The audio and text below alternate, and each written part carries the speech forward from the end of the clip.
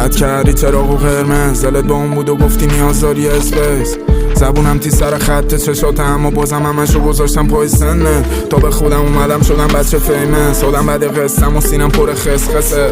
اگه رد میرم واسه جنسشه، تو تنها کسی که میرسه ازم بهش فلکس. اصلا یادگار باشه پیشت نکلسم، یه رو از کسی میخوری که نکردی فکرشو. حتی میگم نمیشناسمت بیای رو تیبلم، من نمیخوام کسیو که همه دارن پیجشو.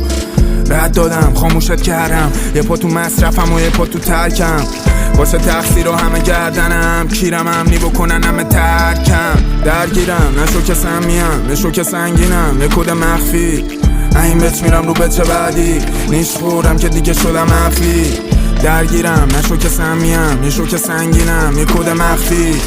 این بچ میرم رو بچه بعدی، نیش خورم که دیگه شدم. گفتم لغلالمو بهتر میکنه شهرت، حالا واسم باشه بگم نه دختر. حوصله‌شو نرم اینی که الان جفتم 100 بار گفته فنم خوبه تخمم. تا وقتی اونی که میخوام نی، عاشق قدیمام نی، خودم و هیچکی نمیخواد و بدتر این حال نی. یکی رو پامه یکی استایپینگ دوخی، خفه شو که همینو میخواستی. تو عشق اتنشنی من همه فراری، راجبم همه چی میگم باور نکن نباشی. و خود دیدی کینه ایم و عاشق تلافی، باشه لیک مستقیم جواب میدم تیروای تو. حسام عوض شده گلم دیگه پیپر نی، بعد تو همه رو زدم بدون فرپلی. اگه یه جا ازم بپرسن که بوده عشقت کی، مجبورم مغلطه کنم بگم